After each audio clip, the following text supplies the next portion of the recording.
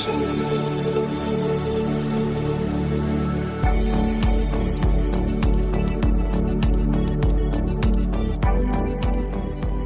to the Climate and Coordination RCAST, where every week we'll be discussing topics related to all things climate change and RChain's role in the solution. We will be discussing technologies that can adapt and coordinate massive amounts of data like never before, forming social architectures that grow collective intelligence, sharing and evaluating data planetarily, all while maintaining personal privacy and personal data ownership.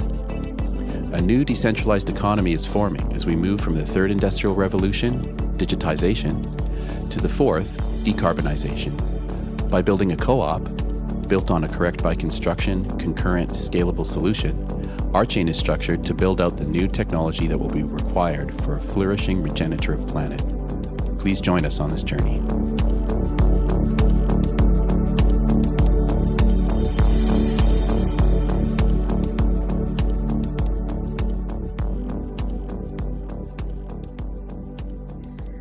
Okay, well, welcome to this week's Climate and Coordination RCAST.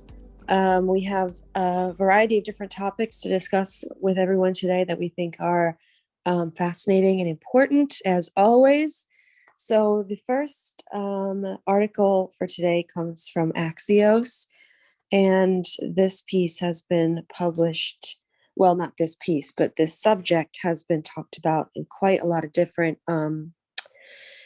publications. And just to start off, it says here in the headline, over 230 medical journals say that the climate crisis is the greatest health threat to humanity.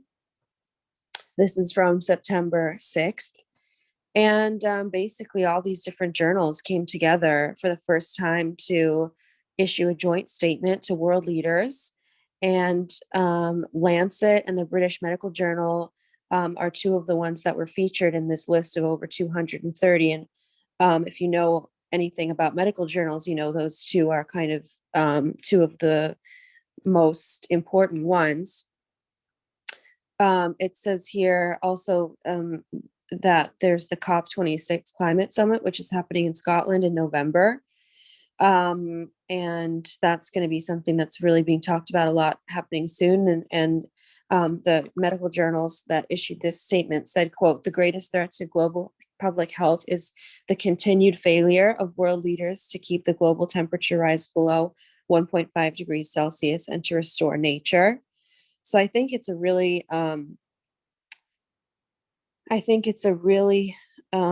great summary here that they put, that it's not just the temperature rise, but it's also the restoring of nature. And I think those two things are really going to be talked about a lot because, as we've said in the past on this call, it's not just the climate that is changing, it's also the biodiversity issues.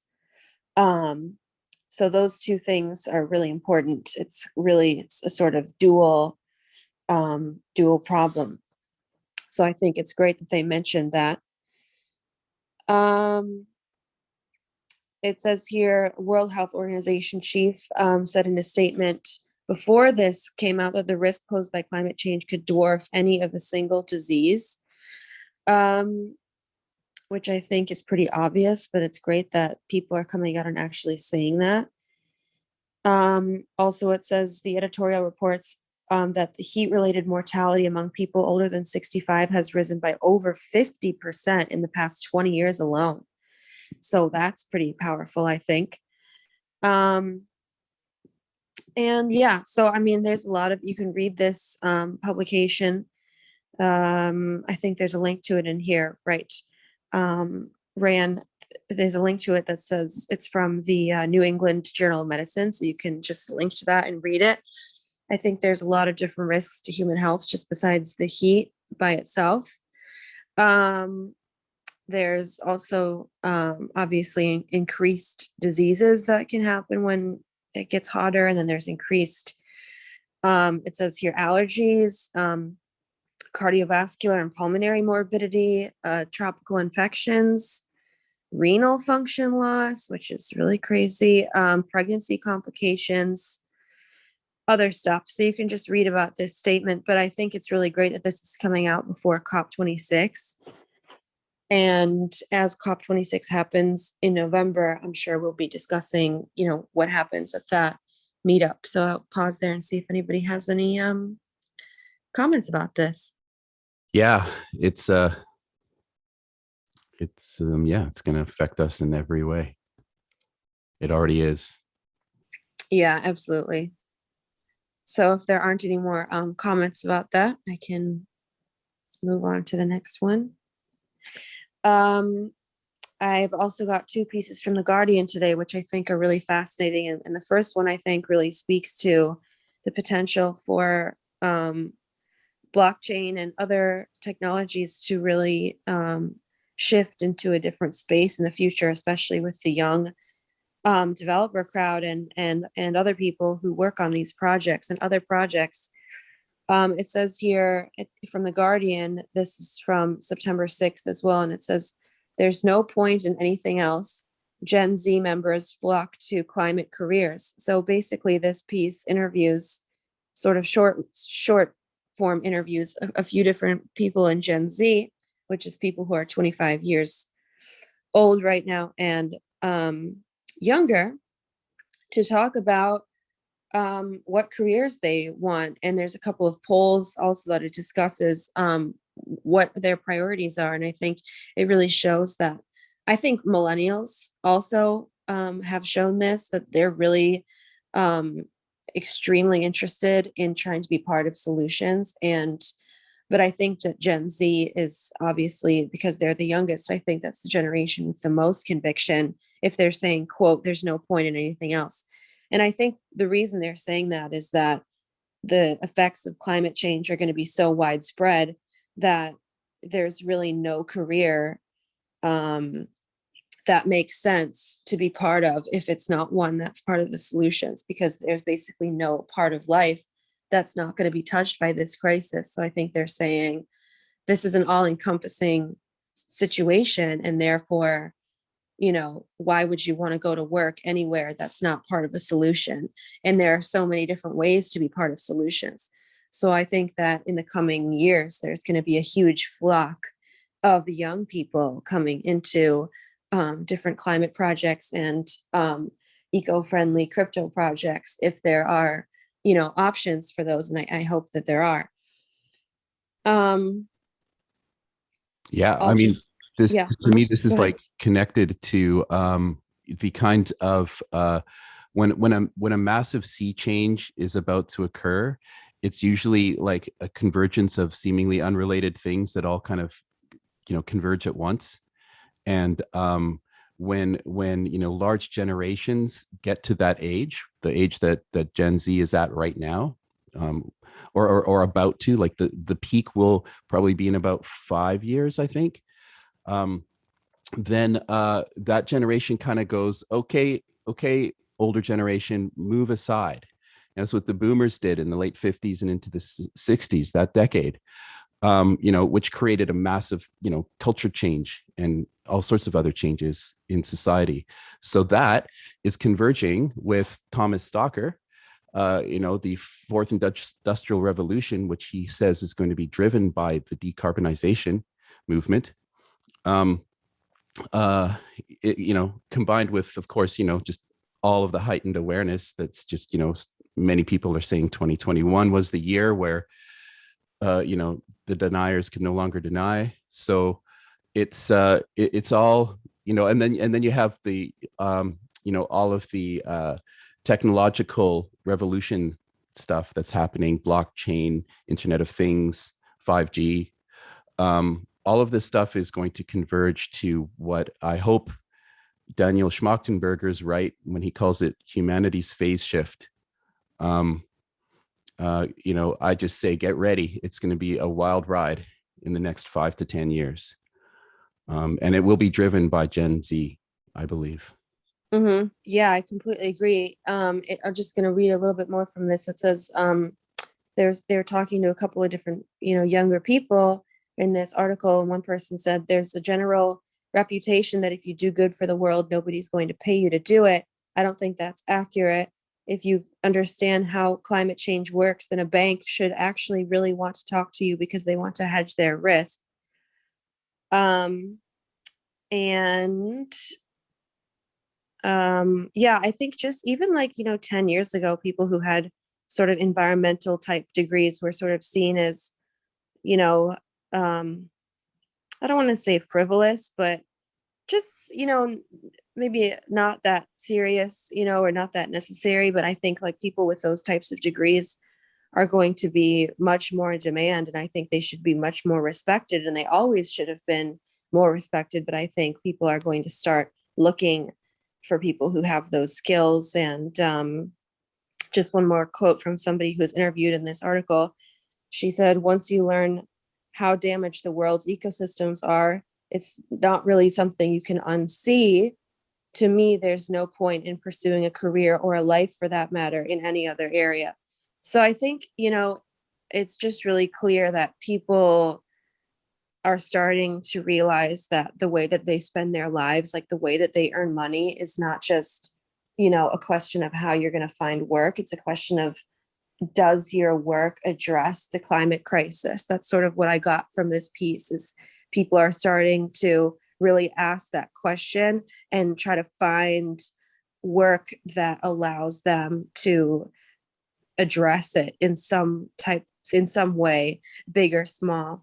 And so I think that's really fascinating. And I think Darryl is totally right about what he said about different forms of innovation and different eras sort of converging with one another. So I think that this is going to accelerate, which is exactly what Darryl said. So I just thought that was something interesting to share, because I think it really speaks to the future of these new technologies and where people are going to be wanting to work. So obviously this space is going to become a lot more competitive. And I think it's already competitive, but it's going to continue to become more competitive, especially in the sustainability, sector. Yep, I agree. But I also think there are interesting ways in which work may become applicable. So for example, with there are two. I have two major loves in my life. One is mathematics, and the other is music. And in math, it's relatively easy to find applications of math everywhere, so that it becomes, my work can become applicable to supporting dealing with climate change in one way or another. But in music, this is a more interesting, perhaps, and somewhat subtle question. But I fundamentally believe that the problem with climate change, as I've said over and over again, is really a problem of coordination. We are unable to effectively coordinate ourselves in many regards. But music provides this model of how to work together that we have just barely scratched the surface of. And if we were to really pay more close attention to what music says to us about how we might work together, I feel that our ability to respond in time to climate change would be greatly increased. The possibility that we could respond in time and in tune and in tone, all of those things would be dramatically increased. And so I guess the point I'm trying to make is that different people may find different ways in which their work can address some aspect of climate change. Yeah, absolutely. I don't think that, everyone's contribution necessarily has to be in their, job. But that being said, the article does focus on that. And I do think that that will also happen. But I think you're right, Greg, that there's lots of different ways people can contribute. Working in a traditional sense may not be the most powerful way for some people. So I do think that's important to keep in mind, especially after COVID. if there is an after COVID, or maybe this is just how it is, that, that has changed a lot of the way people think about work too. Yeah, yes. But again, I'm suggesting something else, which is that I think that our society is ill-suited to planet Earth. And for many reasons. And if we want a society that is more suited to planet Earth, we have to find a way to work together that is more harmonious with life on Earth.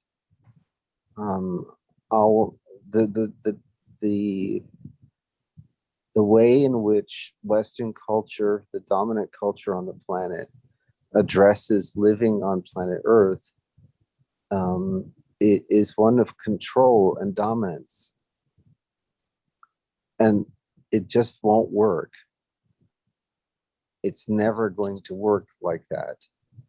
There has to be a shift in the way we think about living on planet Earth, which could begin, more simply with a shift in the way we work together. Mm-hmm. And that possibility of changing the way we work together, well, one place where we can learn how to do that differently is in music. Yeah, I mean, you're speaking straight to my heart and brain and body. It's I totally wholeheartedly see what you're saying and agree. Like, to think of music as a model, I think of it more as the model. If you follow the Ian Cross theory, which I do, I believe that music was the thing that woke us up and to our superpower of our ability to work together.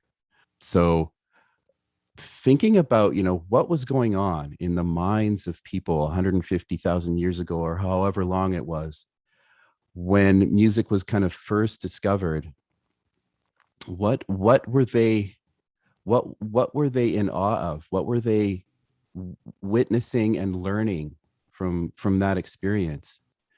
And I believe that they were learning what you were talking about, which is how to resonate harmoniously with the universe. That's essentially what music is it's the mathematical discovery of the harmonious relationships of different frequencies, and then combined with the discovery of the nonlinearity of time, and how time through rhythm can be shared.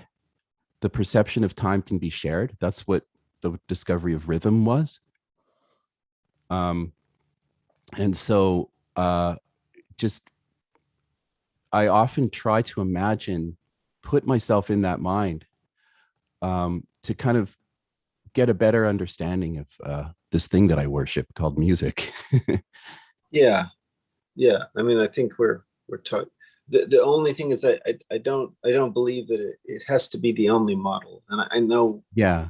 I know that there are many people who are organized differently. Many of my friends who are in the graphic arts, they don't perceive life in the same way, but they have another way in. Yeah.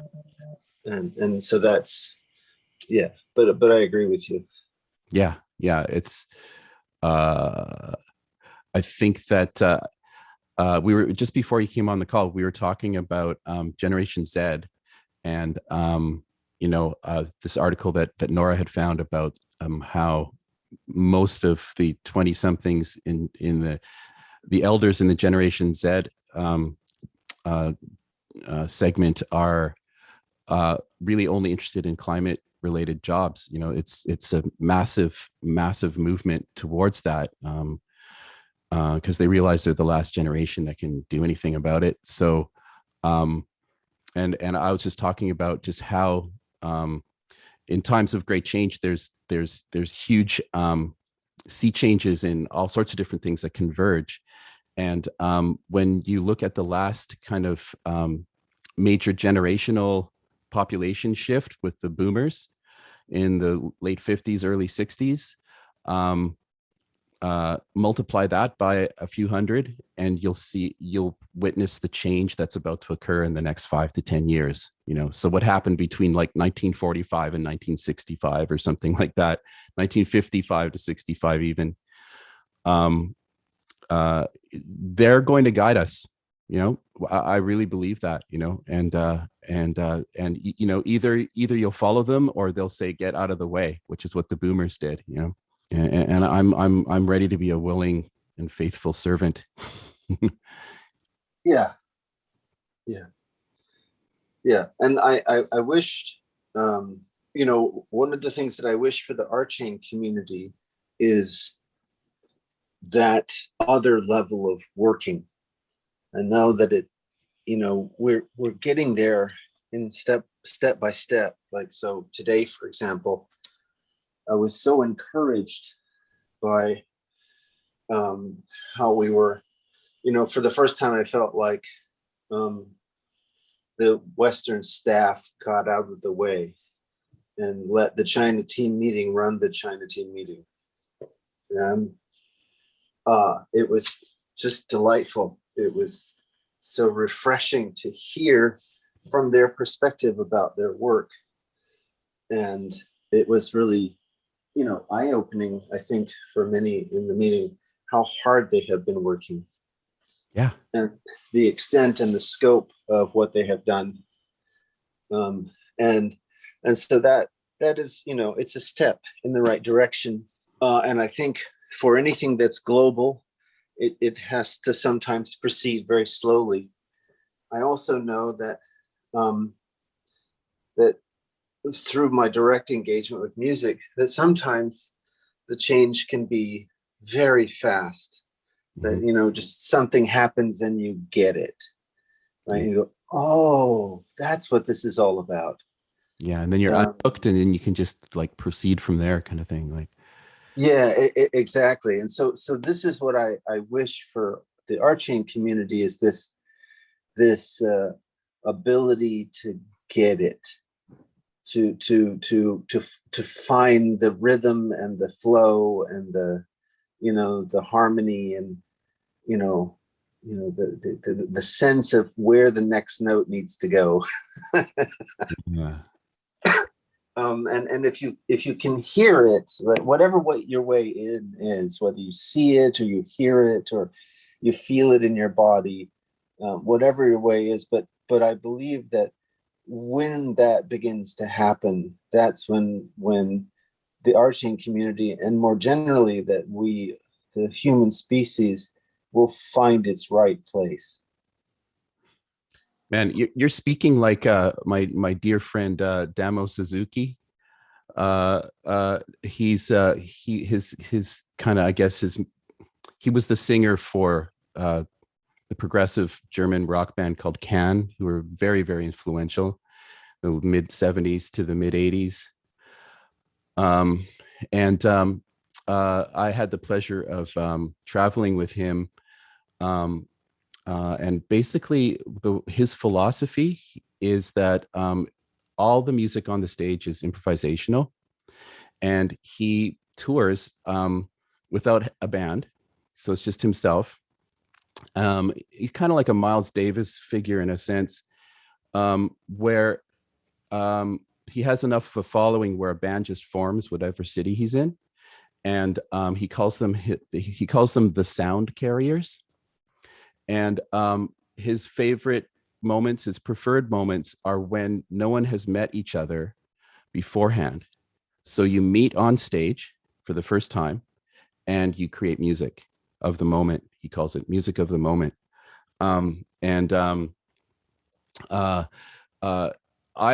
was actually on stage for a few of his shows playing the Moog synthesizer.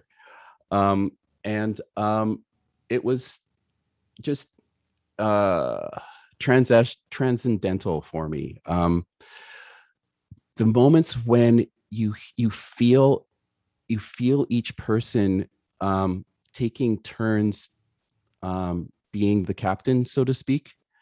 You just allow each other to take the lead, and then you follow, and then that goes to someone else, and then that goes to someone else.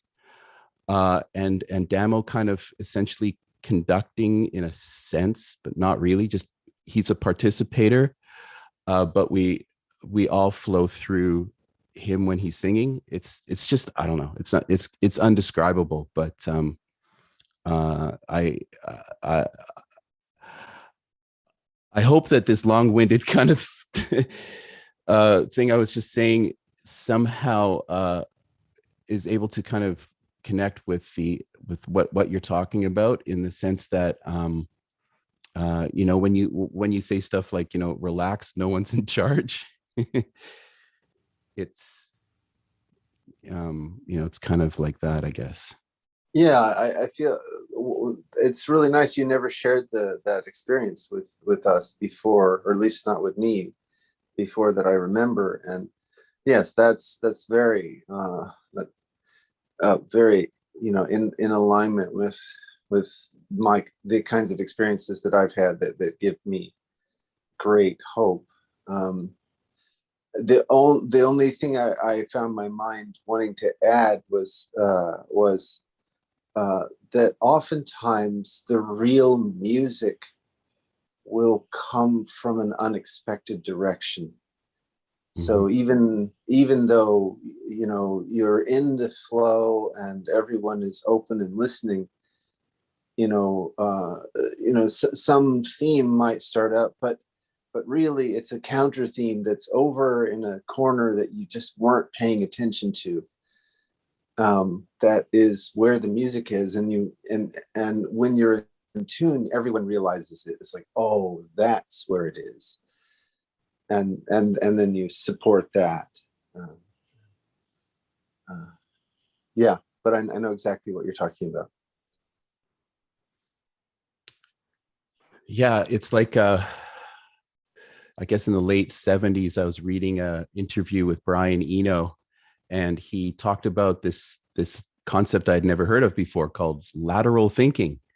So this was before the internet. So I went to the library and I looked up lateral thinking, and I found a couple books, and it was very profound for me. I think it actually guided my path as a music producer, to kind of understand how to be open to a thought that might seem to be coming from completely out in left field, that doesn't make any sense to what I'm thinking right now, and to kind of just go open my mind to the possibility of that being a good idea.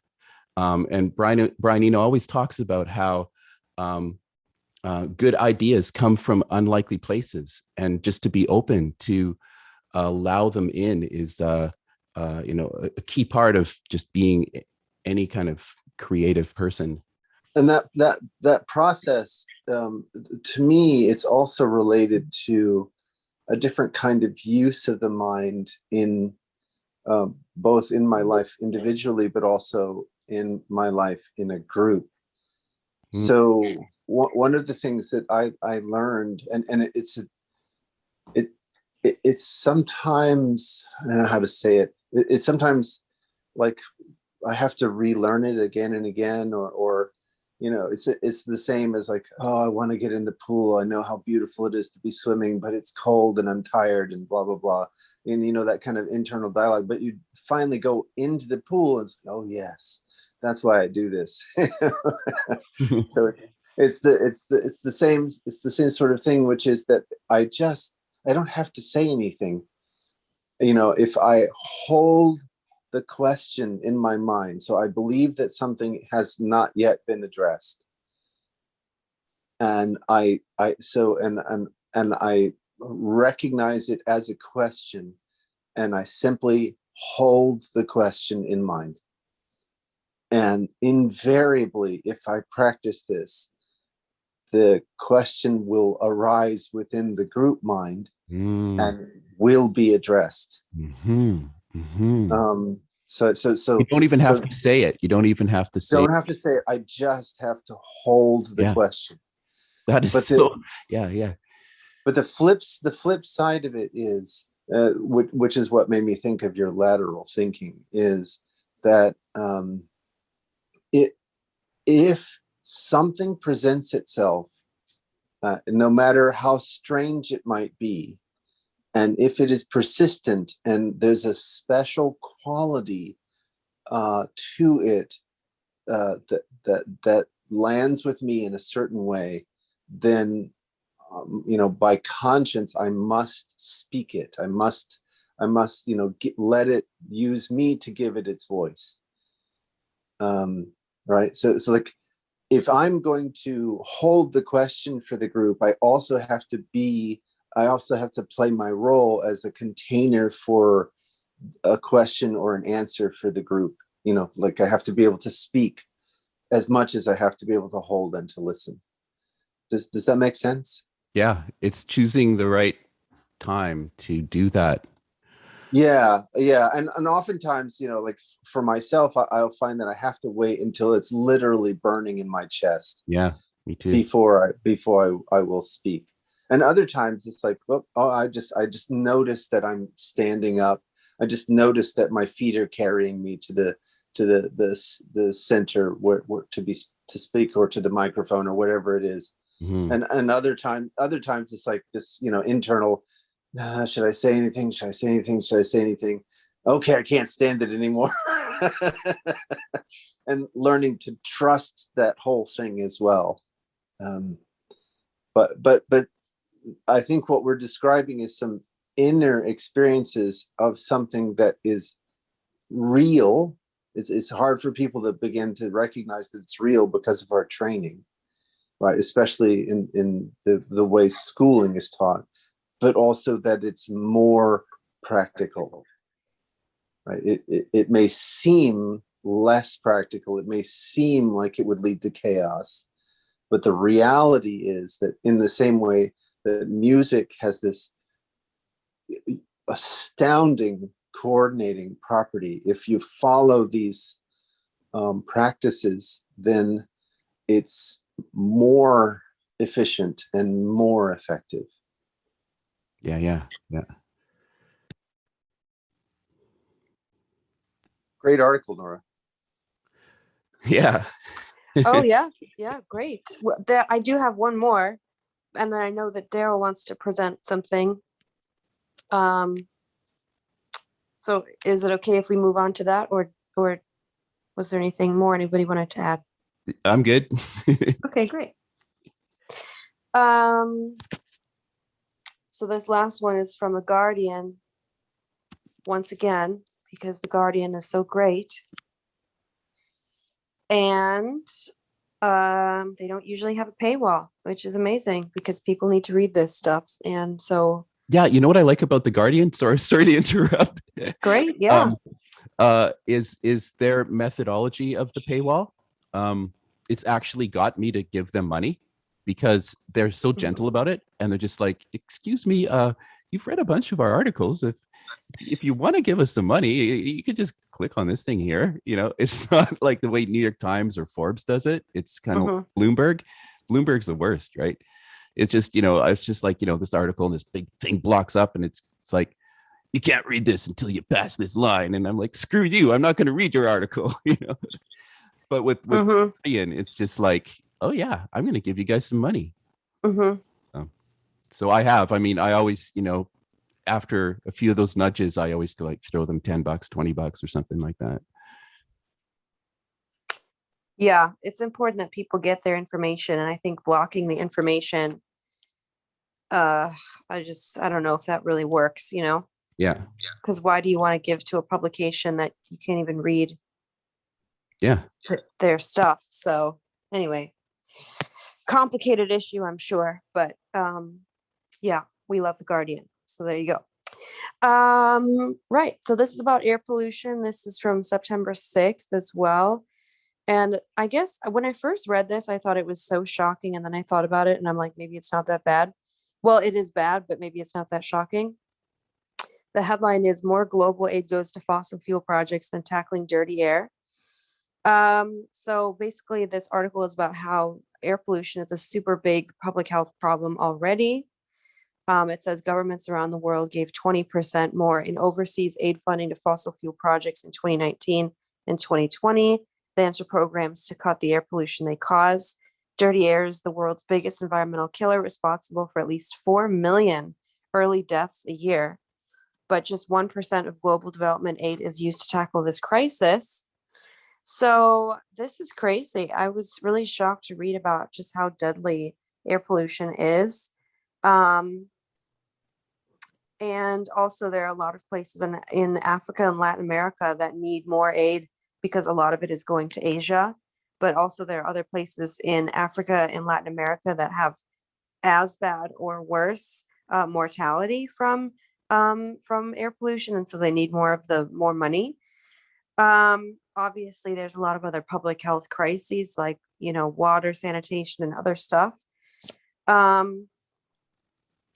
it's really, really dangerous, and it's super sad that we continue to subsidize these fossil fuel projects. Like there's always this debate, I feel, in the community, in the political community, in the climate community about like, can we afford this? Can we afford that? And I think I need to look it up again, but I think the fossil fuel subsidies in 2018 were something like $3 or $4 trillion. So it's not like these industries are paying for themselves, or, they're not profitable without these huge subsidies anymore. And, that money could go toward things that are really, really, really important, like cleaning up the ocean and making sure that we have soil that can produce crops and stuff that we really need to secure. Paying people to clean up garbage that is, destroying people's lives. And anyway, there's a lot of stuff that can be done, but just wanted to read two little things here. Let's see, where are they?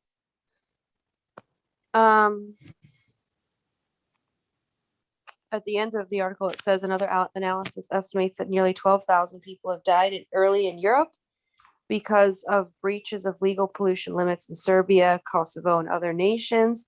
It found that the Western Balkans' 18 coal-fired power plant stations emitted 2.5 times more sulfur dioxide than all 221 coal plants in the EU combined. So I think also this is a story about regulation. And if you're going to have these coal-powered plants and other forms of fossil fuel production that are so dangerous for human health, that they really need to be regulated. And the limits are sometimes not made clear. And then this one last thing really shocked me was that 1/3 of the world's countries have no legal limits in air pollution, which is shocking to me in 2021. And it says those nations that do have the limits are often weaker than the WHO guidelines. So basically, they're saying that these limits need to be strengthened radically. But it's so sad. I mean, air pollution is really dangerous. I think a lot of people who live in, developed and rich nations don't really realize how dirty these technologies are. And it's just so unfair. Like this article doesn't mention it, but I think it's sort of implicit, the environmental racism, because you're never going to see these types of projects happening in, wealthier, whiter neighborhoods. It's just, they don't happen as much. And so it's just disgusting what we're doing. I mean, it's just crazy. And this money, I hope, can be redirected to other projects that actually help improve the quality of human life. So just wanted to say that. I hear you. Whenever I've gone to Africa, one of the things that I've noticed is how much it becomes a kind of dumping ground for Western tech. It's not a pleasant sight. Yeah, it's totally unfair. It's ridiculous. And I remember Ian was talking a few weeks ago about going to a protest to stop Line 3, which is a new pipeline project. And, this is what it's about. I mean, like these native people all over the country and all over the world have to deal with this expansion all the time, and it's not fair. They need help, like they need our help to defend themselves against, you know, horrible accidents that are constantly spills, and just it's just horrible. Anyway, but I know that Darryl has something to talk about relating to Canada, so I want to make sure we have time for that. So Darryl, um, go ahead with that if you like. Okay. Yeah, I don't know. Hopefully this is interesting to more than just Canadians, but Canada's Prime Minister, Justin Trudeau, he called a snap election recently. So everyone's scrambling. And I guess the election is going to be happening in 9 days. So last night there was a debate amongst our national leaders. And the parties that make up our parliament were represented. So we have the Liberals, which are generally known as the middle of the road party, perhaps most likely resembling the Democrats in the US. Then there's the Conservative Party, which would be kind of our version of the Republicans. Then you have the NDP, the New Democratic Party, which is further left from the Liberals. Then there's the Bloc de Québécois, which represents the French-speaking population in the province of Quebec. And then we have the Green Party, because we have one representative in the parliament. And so those are all the parties that we're all debating. And it was fascinating for me to see for the first time the Conservative leader attempting to earn brownie points for his dedication to climate change mitigation. It's from my memory, it's the first time that the Conservatives have actually, admitted and desired to become the party for climate change. I thought he didn't do such a good job at representing that, but it was quite interesting to see that for me. He was the only one on the stage who actually tried to defend the oil industry in Alberta, and his main point was that 25,000 workers could lose their jobs. And all the other candidates piled on that. But they didn't quite say the thing they should have said had they been armed with the proper data, I don't think, until Anna Paul came to speak. And she's the Green Party representative. She's a Jewish African Canadian, fascinating lady. And she used a term that I haven't heard yet. She used the term the green rush. And she pointed out that the market is already moving away from oil and towards decarbonization. And the best thing we can do to help those 25,000 workers is to reposition and retrain them for the future jobs that the market is moving towards. So anyway, I just wanted to kind of give props to Anime. She really impressed me yesterday. My partner Tracy kind of pointed out that she almost seemed like a Star Trek figure from the future. She just carried so much wisdom with her, even though she's like 10 years younger than me. She seemed to carry so much wisdom with her, and she was the only one who talked about reaching across the aisle and coming together, because we all have to work on this together.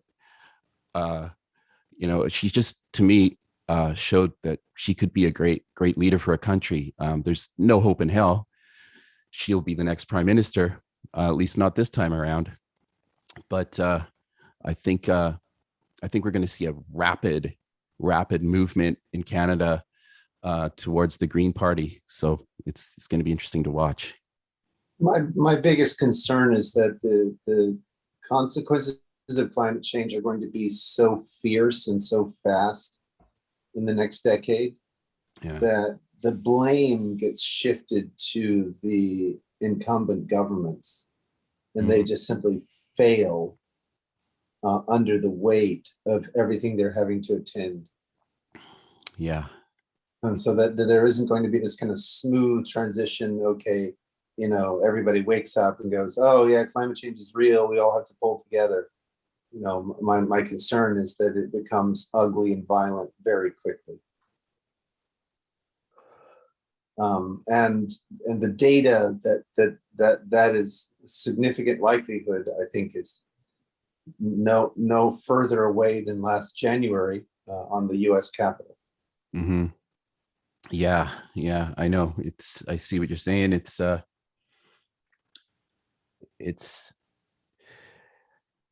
like the whole world is at war. If we want to look at it in a war analogy, the whole world is at war, and we have to unite around a common enemy, like humans seem to be able to do. But this time, the common enemy is our past selves. How are we going to battle that? How are we going to change who we are as a species so rapidly to avoid those kinds of conflicts and the kind of tendency towards nationalism that occurs when crises start to hit? People start to kind of become Gollum-like and covet the things they have and want to protect themselves from the outer forces. We have to shed all of that. It seems impossible. Yeah, it's really striking to me to see that, even amongst people who are, sort of, I don't want to say skeptical about the climate crisis, but just maybe not as fully aware of the dangers of it, really, I would say. Even those people, once they sort of get apprised of what's really going on, the first thing they say is, if they're American, they say, well, why should America do anything if China is lagging? And then you hear people in France with the same attitude. Well, why should France do anything if America is doing its thing? And it goes on and on and on like this. And so people, I think they have a very strong tendency to first say, well, I'm not moving until someone else moves, And I think that is if the whole world does that, well, then we're really screwed, And I think it's really striking to me that, when faced with really, compelling and frankly terrifying information, that it seems to be maybe just in Western culture, I don't know, the tendency is to first eject yourself from that equation as fast as you can, using some kind of strange logic, and to say, oh, but see, I still don't have to do anything because someone else caused this more than me, therefore I'm not part of it, rather than to say, oh my God, this is really serious, and how can I lean in? What can I do? And I think that's going to be a major shift that's needed. Yeah, it kind of gets back to the conversation earlier on, almost an hour ago, when we were talking about how this Generation Z is going to represent a huge rapid change in our culture that will make the boomer explosion of the 60s seem mild in comparison. And so I think often, because I have a daughter who's 12, I think often about just and from the music perspective, I think what's that culture going to be like? How's that going to be different than the boomers? And I think that the Gen Z culture, from what I've observed, just from my little tiny window of just my daughter and her friends, is that generally they seem to be a little better parented than I think the boomers were parented. And I noticed a less of a outrage or anger and more of a acceptance. So I'm hoping that this wave that we're about to witness will be kinder and less violent. So yeah, just the audacity of hope. Yeah, definitely. I share that hope. Like one example, and again, this is the kind of thing where I worry about certain kinds of exponential downward spirals. But my youngest son, has really opened my eyes to what a fantastic time it is to be a musician. He is constantly bringing musicians to my attention that he discovers on Instagram or YouTube or something else, where I'm just blown away at the level of musicianship, the feel and the emotion and the precision and the technique, and I'm just like, from Jesus Molina to Matteo Asada or Matteo Mancuso, or the list goes on and on and on of people who they've raised the level of musicianship to levels that I didn't even comprehend as possible, and yet there it is on display, and there are thousands of them. Not like one or two real standout folks. There are thousands of these musicians, just in our immediate purview, and I think in a large measure that's because they have these media like the internet brings them through Instagram and YouTube, just immediate discussion. Like right now, one of the ways a band or a musician makes money is to release transcriptions of their work, right? So like when I was growing up, finding a transcription of a pop tune that was on the fringe, on the edge, was very, very unlikely. You either picked it out by ear or someone showed it to you, and that was it. But these days, with a band like Chon, and their musicianship is just out of this world. They're, the way they make money is they release transcriptions along with the albums. And so the kids, they come to the concerts having already learned the pieces. And so that's an example of just like a dramatic shift in culture. And like, as an example, the first John concert that my son and I went to, the band that opened for them opened with this little keyboard and drum duet where, they were, I think the drummer was maybe 17 and the keyboard player was maybe 18, maybe. And one of the pieces they played was a variant of Giant Steps in 13 at some ungodly BPM above 300. Wow. I was like, whoa, this is musicianship like I've never seen before. And it wasn't like this was this technical exercise. They were jamming, they were rocking. It was outstanding. And everyone else in the audience had heard of, Domi Keys and J.D. Beck, right? So, and Domi used to stay at my house. Yeah, I know her. Yeah, she's great. She's amazing. She's really, really. Yeah. I've met them both. Yeah, they're fantastic. Yeah, exactly. So my I guess my point is that with these incredible tools for communication and coordination, like the social media sites or the video sites or things like that, the level of excellence has gone so far up, and I worry so much that those very things that are so useful in lifting us all up as individuals and as groups, they're going to disappear because the infrastructure is so vulnerable. I've talked about this before. It's like we need science desperately to get us out of the mess that we're in. But if the scientists can't share their work because they're disconnected, because there isn't an internet, because the cell towers are down, because the cable lines have been shredded, that's going to be a very difficult situation for us because it's a downward spiral. Yeah. So I guess the real lesson there is that we need to mobilize people to realize and prevent climate from destroying our progress. Yes. And so this is why I've been really focused on technologies that allow for rapid reconfiguration, technologies that are robust against the reconfiguration of the power reconfiguration of the communication lines, and reconfiguration of where the software resides with respect to the computers that are connected to the network.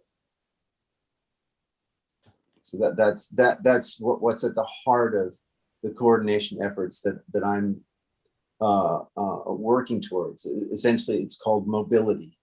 It's this property to be able to rapidly reconfigure. Right. Well, I believe that is so important, and we are also late for the next meeting. Yeah, so time to move on. So thank you all for a wonderful conversation, and I'm sure we will continue it the next time. Thank you all. Thanks, everybody.